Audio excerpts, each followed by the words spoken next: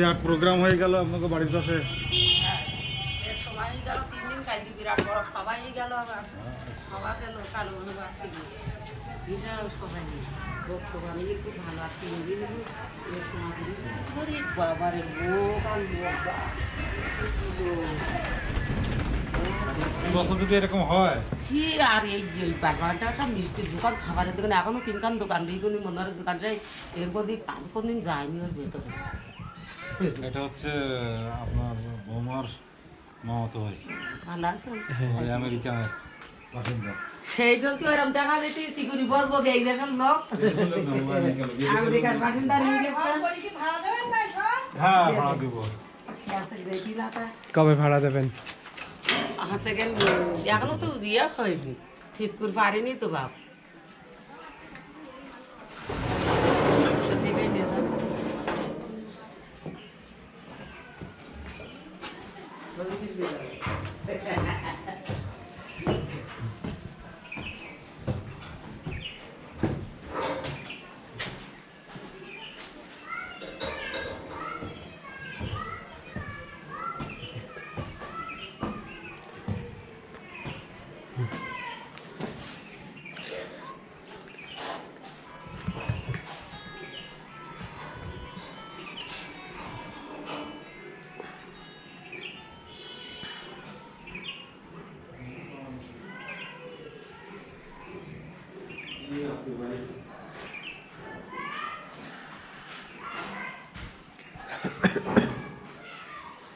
সেটা কিছু বলেনি কি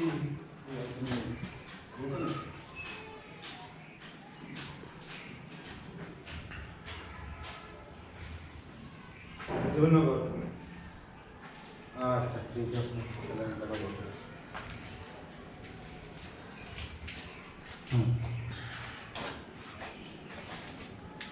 আচ্ছা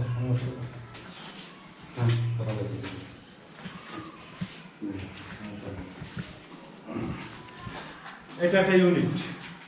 আচ্ছা দুলা ভাই, আপনি আপাতত একটা ইউনিট ঠিক করেন, ঠিক করার সাথে সাথে তো ভাড়া আসবে।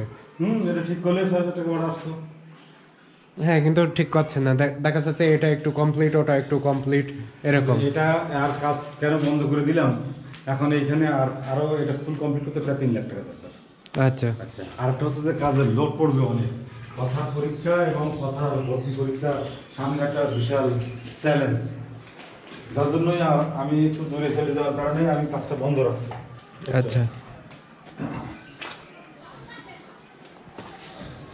আমার জমি নেওয়া হচ্ছে না তোমাদের কাছ থেকে, তোমাদের কাছ থেকে কি অবস্থা? ভালো এই তো আলহামদুলিল্লাহ। হ্যাঁ, এই চাষাদের কাছ থেকে জমিটা নেওয়া, বুঝছো? আচ্ছা এই জমিটা কিন্তু তোমার আফার নামে। হুম হ্যাঁ, তোমার আফার এখন জমি নাম পাবেন না। হ্যাঁ,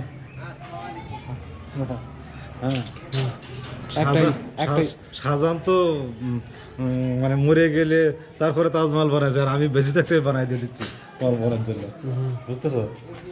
হ্যাঁ কিন্তু এই একটা ইউনিট ঠিক করতে আরো 3 লাখ টাকা লাগবে। হুম নিয়ার অ্যাবাউট 3 লাখ। আচ্ছা, কারণ বলি তোমার এই ব্যাংক লোন দেবে না? হ্যাঁ, ব্যাংক লোন দেবে না? ব্যাংক লোন দিবে, কিন্তু ব্যাংক লোন নিয়ে আমি কোনো কাজ করি না। এই পর্যন্ত এইখানে প্রায় 40 লক্ষ টাকা খরচ, যা সম্পূর্ণ নিজের ইনকাম, তোমার বোনের ইনকাম, আমার ইনকাম দিয়েই আমি করছি। 6টা মাস বা 8টা মাস দেরি করলেই তো আমি টাকা হয়ে যাচ্ছে, আমি করতে পারবো। এই জন্য আমি আচ্ছা। আপনি কত টাকা আয় করেন? করি মোটামুটি 60-70 হাজার টাকা। বাস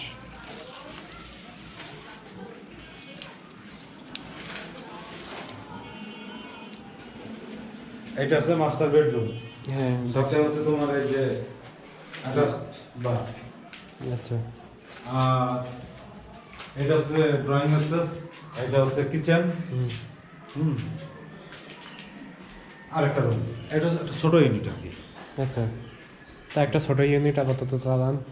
এই ছোট ইউনিটই মানে ডিমান্ড বেশি সবচেয়ে, হ্যাঁ। কারণ একটা বড় ইউনিট করলে তোমার এটার ভাড়া আসবে অনেক বেশি। হ্যাঁ মানুষ কেউ চায় না, আর বড় ফ্যামিলি দরকার। বড় ফ্যামিলি দরকার।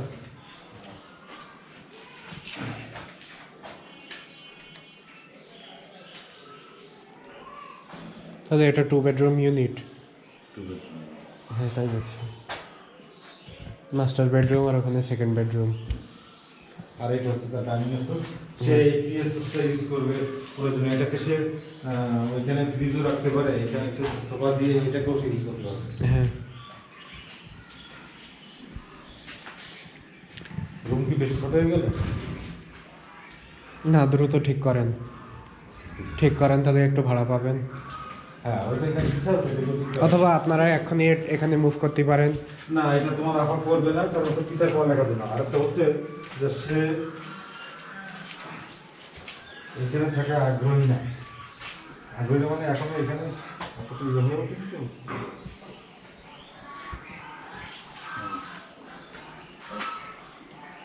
গুছাই নিয়ে করা যায় তো এই জিনিসটা।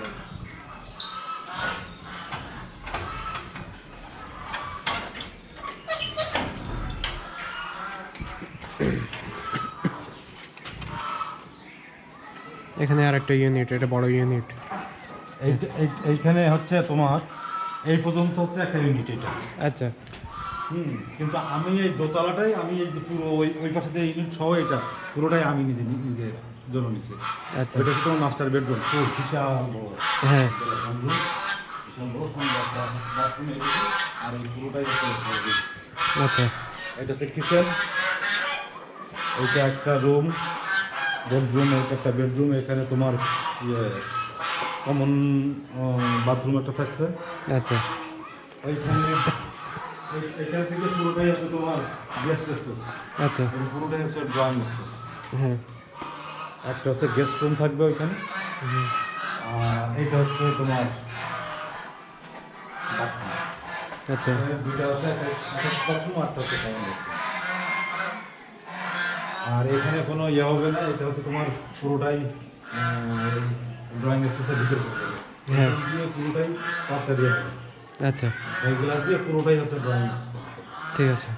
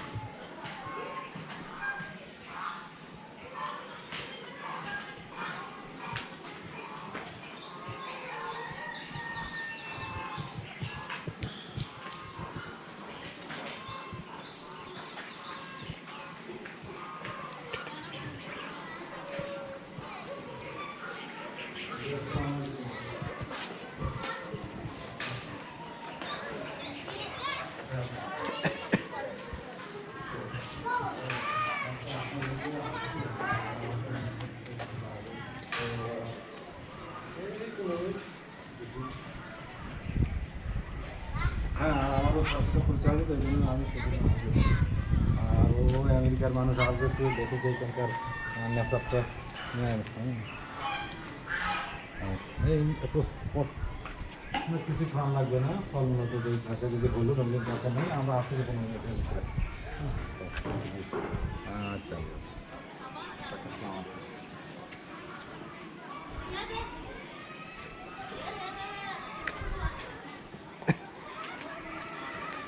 দেখেন একটা রাস্তার লাইট। হ্যাঁ কিন্তু এটা দিয়ে সুবিধা হয়েছে, আমার এই এলাকাটা আলো থাকে, আমার আর কোনো বিদ্যুৎ হ্যাঁ। খরচ করা লাগতেছে না। ওটা কেটে দিয়েছে। ওটা গভর্নমেন্ট দিছে। ও তার মানে হয়তো একটা বড় স্ট্রিট লাইট, বড় একটা ল্যাম্প পোস্টের মতো বাজেট নিয়ে ওই ছোট ওইটা করেছে, আর বাকি টাকা সব ঘুষ নাকি? না সেরকম না, এটা বাংলাদেশের সব ল্যাম্প পোস্টে এই ধরনের একটা করে ল্যাম্প পোস্ট। ও হ্যাঁ ওখানে একটা আছে।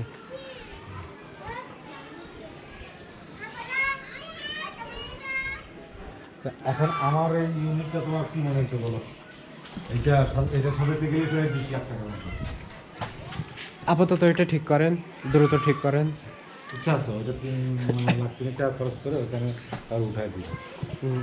ফ্যামিলি উঠাই দিব, আসলে কথার পরীক্ষা, কারণ আমি ওই সময় লোড দিচ্ছি না, কারণ আমি যদি ওইদিকে এনগেজ হয়ে করি তাহলে ওর তোমার ডিসেম্বর গেলেই ওর ঢাকাতে নেওয়া, কোচিংয়ের ব্যবস্থা করা, থাকা, বেশ খানিকটা হেফাজতের ক্ষেত্রে তোমার আপা মাঝে মাঝে যাবে, ঢাকাতে নিতে হবে কেন? অন্য বিভাগীয় শহরে নিয়ে যান না? মানে মানসম্মত না, একেবারে মানসম্মান মানসম্মত না। তার মানে টিচার পাওয়া যায় না ভালো, কোচিংয়ে যে যারা তোমার দিবে টিচিং দিবে তারা কোয়ালিটি সম্পন্ন না, কোয়ালিটির বড় একটা অভাব আমাদের দেশে। ওই ঢাকা শহরেই পাওয়া যায়, যার ফলে ওইখানে কোচিং করতে সবাই চলে যায়। আর খুলনাতে রাখতে পারতাম, কাছাকাছি হতে বলা পারতাম, কিন্তু খুলনাতেও ওই একই অবস্থা। আর ও তো আবার শোনেন, আপনার মেয়ে যদি 1 বছর আমার সাথে ট্রেনিং করে তাহলে অনেক উপরে উঠে যাবে, অনেক ভালো চাকরি পাবে। বাংলাদেশের রাজপক্ষে ব্যবসা পাবে না সে, তাকে তাহলে এখন কিসে যেতে হবে? কিসে? ওয়েস্টার্ন কান্ট্রিগুলোতে যেতে হবে ওই ধরনের কারণ বাংলাদেশে জব মার্কেটের অবস্থা খুবই খারাপ, পয়সা ছাড়া জব হয় না। এমনকি তোমার প্রাইভেট সেক্টরগুলোতেও পয়সা দিয়ে যাবে। হ্যাঁ, কিন্তু সব জায়গায় ছোট ছোট ব্যবসাও মেলা টাকা লাভ করে। হ্যাঁ, তা করে, কিন্তু তাদের আবার নৈতিকতার অভাব আছে। আরে শোনেন, 5 লাখ টাকা খরচ করলেই ছোট একটা দোকান খোলা যায় না? তা খোলা যায়, আর ওইখানে নৈতিকতার বালাইও নাকি। আর দোকান খোলার পরে এটার তোমার সঠিকভাবে করতে গেলে লাইসেন্স নিতে হবে, তোমার ট্রেড লাইসেন্স নিতে হবে ইউনিয়ন পরিষদে বা পৌরসভা। এইগুলো পাওয়া যে কতটা মানে দুরূহ ব্যাপার, সেটা তো তুমি তোমার এনআইডি কার্ড করতে যেয়ে বুঝতেছো। হ্যাঁ, তারপরে কি আশা করছেন আপনার মেয়ে ডিগ্রি পাস করার পরে অনেক টাকা ঘুষ দেবেন, তারপরে একটা সরকারি চাকরি না, পাবেন? এরকম ইচ্ছা নেই। আমার ইচ্ছা আছে যে অথবা আবার পলিটেকনিকে ভর্তি দেন, দ্রুত চাকরি পাবে। না, পলিটেকনিক তো মানে কোয়ালিটি লো হয়ে গেল এবং সে তো উপরে উঠতে পারলো না। ও তোমার যদি কোনো টেকনিক্যাল যেরকম বুয়েট, ইঞ্জিনিয়ারিং বা মেডিকেল বা এগ্রিকালচার রিলেটেড কোনো যদি সে চান্স পেয়ে যায়, তাহলে আমার একটা ইচ্ছা আছে যে ওকে বাইরের দেশে তোমার স্কলারশিপের জন্য স্কলারশিপ দিয়ে পাঠানো আর কি, বা নিজের প্রয়োজনে পকেটে পয়সা খরচ করে হলেও ওকে। আরে বিদেশে পরীক্ষা করলেও অত ভালো না। শোনেন, আমার বাড়ির পাশে বড় একটা ইউনিভার্সিটি আছে, দেখেছি পিএইচডি স্টুডেন্টরা কি করে। আসলে সারা দিন রাত গোলামি করে, সপ্তাহে 70-80 ঘন্টা কাজ করে, সব রকম গবেষণা করে, আর প্রফেসরদের যাবতীয় সব কাজটা ওরাই করবে। পিএইচডি আমরাও স্টুডেন্টরা করে। আমরাও করে দিছি, কিন্তু ওইটা না, এটা হচ্ছে ট্রেডিশন। এখন বাইরের একটা ডিগ্রি নিয়ে আসলে আমাদের দেশে সেক্ষেত্রে ইউনিভার্সিটিগুলোতে বা কোথাও একটা জব পাইতে খুবই সুবিধা। আর সে জাপানের ডিগ্রি নিয়ে আসছে, বিশাল ব্যাপার, দিয়ে দাও ইউনিভার্সিটি চাকরি।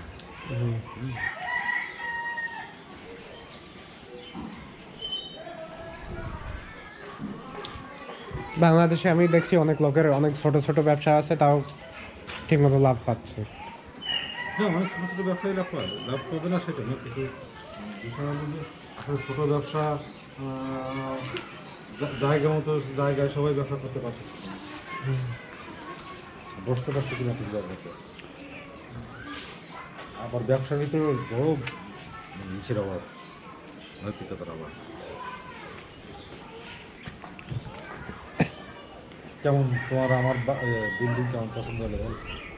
ভালো হয়েছে, কিন্তু এখনই কাজে লাগান, এইটা আগে করেন। ওই ইউনিটটা নাকি তো করে তাকে দেখা দেবে, কিন্তু ওইটা করাতে গেলে পরে এখন মনে করো ওইটা টাইলস লাগবে প্রায় 1,60,70,000 টাকা। আরে দাদা ভাই, আপনি চিন্তা করেই দেখেন, কত বছর ধরে বই মুখস্থ করেছেন, আসলে কি কাজে লেগেছে? কোনো প্র্যাকটিক্যাল কাজ শিখেছেন স্কুলে? সেটা তো শিখি কোনো নাই। কাজের কাজ শিখেছেন? আমাদের দেশে তো সেটা সুন্দর মনে যে একজন একরকম পড়বে আর অন্য সাথে যেমন আসলেই কিছু বোঝে না, তাহলে কি ডিগ্রি পাস করেছে আর ওর কাজের মূল্য না কি? পড়ে যে টুকলি করে পাস করেছে, বুঝছো? টুকলি করে, টুকলি বোঝো? না। হ্যাঁ, টুকলি বোঝো না? না। নকল করে পাস করে আর কি। হ্যাঁ, কিন্তু আসলেই তো আপনাদের শিক্ষা সিস্টেমটা বই মুখস্থ, এটার মূল্য কি? নকল করা। আরে বই ওর কি সিস্টেম জানো তো? পেছন থেকে একজন বলে দিবে, ও সেটা লিখবে, বা হয়তো বাইরে গার্জিয়ানরা আছে, তারা তোমার ওই যে প্রশ্নটা যে নিয়ে গেছে বাইরে, সেইটা বাইরে থেকে একটা বইয়ের পাতা ছিঁড়ে ওর কাছে পৌঁছে দিয়ে দিবে, ও আবার সেটা নিয়ে দেখে দেখে লিখে দিয়ে দিবে। আর আপনার মেয়েরা কি করে? শুধু বই মুখস্থ করে? না, বই মুখস্থ এখন তো আর ওই রকম মুখস্থ সিস্টেম নাই। আর এখন শোনো, টুকলি করে বা বই মুখস্থ করে পাস করা যায় এবং ওই ডিগ্রি নেওয়া যায়, কিন্তু জানতে গেলে বা ভালোভাবে জানতে গেলে আবার তাকে পড়তে হবে। হ্যাঁ, কিন্তু কথা দেখছি এত সাবজেক্টের এক্সপার্ট হচ্ছে, আসলে চিন্তা করি দেখেন আসলে এটা তো আমাদের শিক্ষা ব্যবস্থা খুব খারাপ করে ফেলছে। ইন্টারমিডিয়েট যে সাবজেক্টগুলো দিছে এবং এইগুলো যে কি মানে ডিপে নিয়ে গেছে, ফিজিক্স 2টা, কেমিস্ট্রি 2টা, আবার বায়োলজির, আবার বোটানি, জুলজি, ম্যাথমেটিক্সের 2টা, এবং সবগুলো সব হায়ার স্টাডিজের সব ওইখানে সে ঢুকাইছে। একটা বাচ্চা তারে মনে হচ্ছে জানি এখনই বিশেষজ্ঞ বানাই দিচ্ছে সব সাবজেক্ট। আসলে না, বিশেষজ্ঞ বানাচ্ছে না, শুধু মুখস্থ করাচ্ছে। হ্যাঁ, সে কিছু শিখতেছে না, এবং না সে শিখতেছে কিন্তু তার ব্রেনে আলটিমেটলি কিছুই থাকবে না। এই জন্যে আপনাদের আপনার মেয়েদের এইভাবে মাথা নষ্ট হচ্ছে, এই জন্যে আরও বেশি মাথা নষ্ট করে দিচ্ছেন, আরও বেশি চাপ দিচ্ছেন প্রতিদিন। আমি তো চাপ দিই না, অন্য মানে গার্জিয়ানরা সারা বাংলাদেশের শিক্ষা ব্যবস্থা যদি তুমি থাকো কয়েকদিন, অবাক হয়ে যাবা। আমি দেখছি, পাগল হয়ে যায় দেখছি বাচ্চাদের লেখাপড়ার জন্য তাদেরকে প্রেশার দিয়ে রাত্রে মার দৌড় করে একবারে, মানে আরে আমি দেখছি একটা কিছু না পারলে কি অবস্থা। শোনেন প্রেশার দিন আমাদের শোনেন, ছোটবেলায় বাংলাদেশে আমার মা বাবা আমার উপরে এইভাবে অত্যাচার করতো। সেই ছোটবেলায় 4-5 বছর বয়স, সারা রাত জায়গায় পিটাই মারতো পড়ার জন্য আমার মা। এটা বাংলাদেশ কি কাজে লেগেছে? কোনো কাজে লাগবে না, এবং বুঝছো না কথা যা পড়াচ্ছে। হ্যাঁ তোদা ভাই, শোনেন, শোনেন, আমি আইটি সেক্টরে ভালো কাজ পারি কেন তা জানেন? ছোটোবেলায় একা একা কম্পিউটার টিপেছি, ওইভাবে টিপতে টিপতে অনেক কাজ শিখেছি। এখন ওই কাজগুলো ছোটোবেলায় মজার বিষয় শোনো, শোনেন, ছোটোবেলায় যা করেছি এটা এখন কাজে লাগছে। আমি তো মনে করি যে তোমাদেরও যেহেতু আরো প্রায় 20 বছর বয়স বেশি, তার মানে আমি বেশ কিছু জিনিস দেখছি যেটা হচ্ছে আমাদের এই বয়সের লোকদের। সেটা হচ্ছে কি, আমরা গ্রামে কাদার ভিতর দিয়ে হেঁটে যাওয়া, হ্যাঁ, হাডুডু খেলা, মুড়িচ্চু খেলা, গ্রামের মাঠের ভিতরে তোমার ডাঙ্গুলি খেলা, আবার এই যে তোমার এখন তৃতীয় বিশ্বের তোমার এই অ্যান্ড্রয়েড ফোনে ব্যবহার করতেছে। কিন্তু আমরা যখন ইংরেজিতে পড়ছি তখন কিন্তু আমরা এই যে ফোনের জানতাম না, এবং তখন আসেনি। 2001 সালে তো মূলত আসলো বাংলাদেশে, 2000-এ। আর আমি তো পাশ করে আসছি 99-তে। আমাদের কম্পিউটার আমরা ইউনিভার্সিটিতে প্রথম আমাদের হলে আমাদের ফ্রেন্ড নিয়ে গেল, সে হচ্ছে 97 সালে। আচ্ছা, ঠিক আছে, তার মানে কম্পিউটার কত পরে দেখছি। হ্যাঁ। আর এখন সবচেয়ে মজার বিষয় হলো যে জীবননগরে আমার যেখানে পোস্টিং, সেইখানে 10টা দোকান কমপক্ষে ফেল মেরে এসে তারপরে আমার এক কলিগ আমার কাছে সন্ধ্যার পরে রিং দিচ্ছে, ভাই এই কাজটা তো আমার হলো না এবং শেষ পর্যন্ত সমাধান করতে পারেনি, আমি খুব বিপদে পড়ে যাব কালকে, যদি আপনি আমাকে একটু সহযোগিতা করেন। কি কাজ? সিম্পলি এক্সেলের কিছু শিট, তার সে যখনই প্রিন্ট দিচ্ছে পাতার ভিতরে এইটুকুন হয়ে আসতেছে, এইটা কেউ ঠিক করে দিতে পারেনি। তারপরের দিন ট্রেনিং, মানে 4 ব্যাচ ট্রেনিং, তার এক গাদা এই শিটে করতে হবে। আমি আসলো আধা ঘন্টার ভিতরে সব ঠিক করে, এমন আমার কাছে দিয়েছে, আপনি প্রিন্ট দিয়ে নিয়ে যেতে পারেন। সে বলছে যে বিশ্বাস করেন আমার 10 দিন। দাদা ভাই শোনেন, আপনার মেয়ে আসলে এটা শিখছে না বই মুখস্থ করছে? বই মুখস্থ করতেছে, ছোটটা আবার মানে আমি এইগুলো আস্তে আস্তে শিখাচ্ছি, ওরিয়েন্ট করতেছে, কিন্তু কিছু করার নেই। এখন যদি বই না মুখস্থ করে তাহলে ও যদি রেজাল্ট ভালো না করে ও কোথাও দাঁড়াতে পারবে না। তো দাঁড়ানোর দরকার নেই, আমি বলছি যে শুধু কম্পিউটারের বেসিক কাজে ভালো আউটপুট দিতে পারে, আর কিছু লাগবে না, আসলেই কিছু লাগবে না। একটা ওয়েবসাইট তৈরি করতে আমি শুনেছি আপনারা একটা কোম্পানির হাতে দেন, ওদের হাতে 1 লাখ টাকা দিতে হয়। একটা বেসিক ওই সেম কোয়ালিটি বেসিক ওয়েবসাইট আমার করতে একদিনও লাগে না, 3-4 ঘন্টা করে দিতে পারি। আসলে কিছু না, ওতে কোনো কোড লিখতে হয় না। এখন কিছু অনলাইন টুলস আছে, কোড লেখার দরকার হয় খুব কম, কিন্তু আমি গতবার এসে দেখেছি আপনার মেয়ে HTML কোড মুখস্থ করছে। হ্যাঁ, আসলে কাজে তার বইটি আছে এবং তার এটা পরীক্ষায় পড়বে। কিন্তু শোনেন, HTML কোড মুখস্থ করতেই হয় না, করতে অটোমেটিক হয়ে যায় কাজ করতে। হ্যাঁ, আর ওই যে যারা ওয়েবসাইট তৈরি করে তাদের সবসময় টেবিলে একটা HTML বই আছে, ওটা রেফারেন্স গাইড। ধরেন এমনি বিভিন্ন টুলস আছে, বিভিন্নভাবে ওয়েবসাইট ডিজাইন করবে, তারপরে কোনো অসুবিধা হলেই ওই বই লিখেই বুঝতে পারবে যে এই লাইনের কোডের এই অসুবিধা, এটা এইভাবে সমাধান করতে হয়। আসলে আর কিছু লাগে না। আমিও যখন HTML কোড শিখেছি তখন 6-এ পড়ি, মুখস্থ করতে হয়নি। না, তোমার HTML কোড কি তোমার নিজে যদি তুমি ওই যে একটা পেজ ওপেন করে হ্যাঁ বা ওই যে নোটপ্যাড ওপেন করে সেখানে HTML কোড নিজে নিজে লিখে ওই ক্লোজ করে বেরিয়ে আসলে অটোমেটিক যখন ওটা ওয়েব পেজের মতো শো করবে তখনই বোঝা যায় যে আমি এর পরে কি কাজ নিজে করব। আমি বিভিন্ন রকম দিয়ে ট্রাই হ্যাঁ দোলা ভাই আমি বলছি আপনার মেয়ের এইভাবে শেখাতে পারি, শিখতে অনেক কম সময় লাগবে। কম সময় লাগবে, কিন্তু ওর বইতে আছে HTML ফুল কোড। আমি দেখছি তো। আমি বলছি যদি এভাবে শেখাই দেয় দ্রুত শিখে ফেলবে, আবার অনেক মজা পাবে। এবং এই যে ICT-র মাস্টার যারা আছে বুঝছেন, তারা এগুলো জানেও না, এদিকে তারা আবার প্রাইভেট পড়ায়। ICT প্রতি মাসে 600 করে টাকা হচ্ছে স্টুডেন্ট প্রতি, একজন 100। আর আপনি ওদের কাছে কত টাকা দেন বলেন? ওই যে ওই মাস্টারদের 600 করে টাকা দিচ্ছি, সারাবেলা পড়তে যাবে নিয়ে, তাই তাহলে ও মাস্টারে কি বোঝে? কিচ্ছু বুঝে নাই। আর ওদের তাও কি আর ওই মাস্টারদের হাতে কত টাকা দিচ্ছেন বলেন? হাজার হাজার টাকা যাচ্ছে। কিন্তু বাংলাদেশে তোমার এর বাইরে গেলেই ও টোটালি আর কিছু শিখবে না। ওকে যে বাসায় বসে যে কিছু শেখাবে, কিন্তু ওকে তো পরীক্ষায় অ্যাটেন্ড করা লাগবে, পরীক্ষায় পাশ করে আসতে হবে। আচ্ছা আমি পরে কথা বলবো না। আরে কত ডিগ্রি নেওয়ার দরকার আপনি বলেন? না আসলে না, ডিগ্রির জন্য পরবর্তী চিন্তাগুলো তোমাদের গুলো এইগুলোর জন্য ওদের চিন্তা করতে হবে। হ্যাঁ। কিন্তু এখন ইন্টারমিডিয়েট পাস তোমার করাতে হবে এসেছি, কারণ তাকে কোনো না কোনো ইউনিভার্সিটি। আচ্ছা ইন্টারমিডিয়েট পাস করতে আপনার মেয়ে আর কতদিন সময় লাগবে? না, আর এই তো ডিসেম্বরে পরীক্ষা দিবে। আচ্ছা কিন্তু তারপর ওকে কোনো না কোনো ইনস্টিটিউশনে ভর্তি হতে হবে। কেন? বাংলাদেশে না ইনস্টিটিউশনে না ভর্তি হলে আমি আমার করণীয় কি বলো? তুমি যেটা ভাবতেছো এইভাবে তুমি আমাদের দেশে না থাকলে তুমি বুঝবে না। ওকে আমি কি করতে পারি, তুমি বলতেছো পলিটেকনিকে ভর্তি করানো বা কোনো একটা কম্পিউটার কোর্স করানো, বা নিজে নিজে তার সে কম্পিউটারটা শিখে ফেললো, হ্যাঁ। সে কাজ করে ফ্রিল্যান্সিং করে বেড়াবে, তাই তো? কিন্তু সবচেয়ে মজার বিষয় হচ্ছে, শোনেন ফ্রিল্যান্সিং কাজের মূল্য আছে।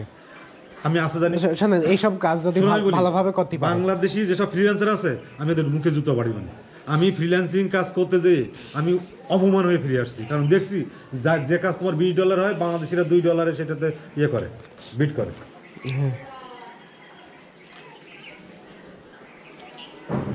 করে কিনা বলো? হ্যাঁ কিন্তু $2 বাংলাদেশে আরো বেশি ভালোভাবে থাকা যায়।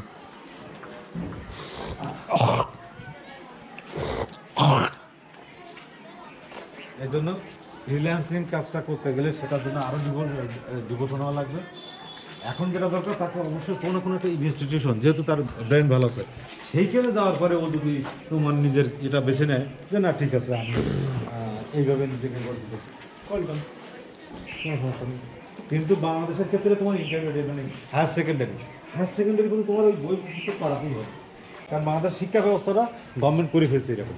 আচ্ছা আর একটা জিনিস বলছি, এগ্রিকালচার, আপনার মেয়ে এটা সম্পর্কে অনেক মুখস্থ করেছে নাকি? না, এগ্রিকালচার সম্পর্কে তেমন কিছু বললাম না। বা বটানি বায়োলজির কিছু সাবজেক্ট আছে যেখানে এগ্রিকালচার বিষয় আছে। বা বটানি। হ্যাঁ, বটানি। আসলে সামান্য শিখলে, শোনেন অনেক রকম ফসল চাষ করার অনেক রকম টেকনিক আছে। এসব টেকনিকগুলো আবার ফসল কিভাবে চাষ করতে হয় এগুলো সব ইউটিউব ভিডিও দেখে বোঝা যায়। ইউটিউবে দেখলে বোঝা যায় না? হ্যাঁ, এরকম অনেক এক্সক্লুসিভ ফসল আছে, অল্প জমিতে চাষ করলে অনেক টাকা লাভ করা যায়। শোনো, এইবার তোমাকে বলি যে কয়েকটা জিনিস নিয়ে কখনো আমি কারোর সাথে তর্কে যাই না, কেন জানো? সেটা হচ্ছে যে ডাক্তারি বিদ্যা, তার মানে আমি বলি ডাক্তারি বিদ্যা, তারপরে তোমার এই ইঞ্জিনিয়ারিং বিদ্যা, আর হচ্ছে তোমার আমাদের এগ্রিকালচারাল সাইন্স, কারণ আমি ফিশারিজে লেখাপড়া করছি। হ্যাঁ আমি তোমার দেখতে দিয়েই তোমার ছোট্ট একটা অভিজ্ঞতা দেখা দিয়ে আসতে দিচ্ছি। আচ্ছা উনি কিন্তু তোমার ওই আমেরিকান, আচ্ছা তুমি চিনো যে তোমার ইয়ে ছেলে, এই যে তোমার এই গফুর সাহেব, যার আমবাগান বিখ্যাত সাতক্ষীরার, ওনার পোতা, গফুর সাহেবের পোতা, সে কিন্তু আমেরিকান ছিল, সে দিয়ে আসছে। সে ওই ইউটিউব দেখে হ্যাঁ। এবং কিছুদিন কোর্স করে মাছ চাষ করতে যেয়ে মোটামুটি কাতলা মাছ একদিনে সব শেষ তার গেলে।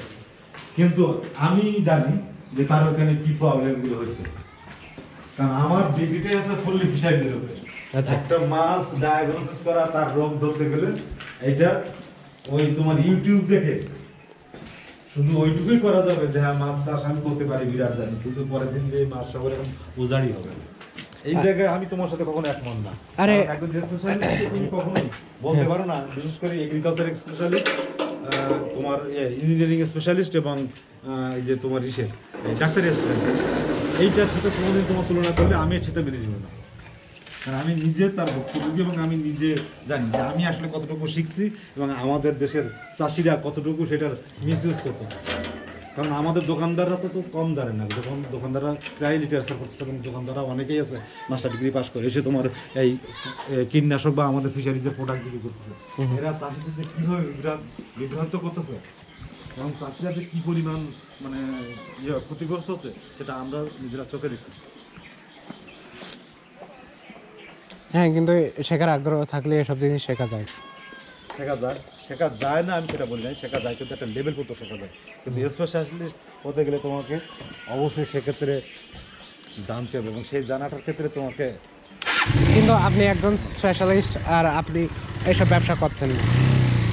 ব্যবসা করতে ব্যবসা করতে আমি তো ওই লাইনেই কাজ করতে চাই, আমার চাকরি দিই। কিন্তু হ্যাঁ, আমাদের ফিশারিজের অনেকেই আছে স্পেশালিস্ট হওয়ার পরেও সে বাদ দিয়ে চাকরি করতে করতে মারতে দিন। কেন? কিছু করার নেই, আমাদের দেশের সরকার তাকে জব দিতে পারবে।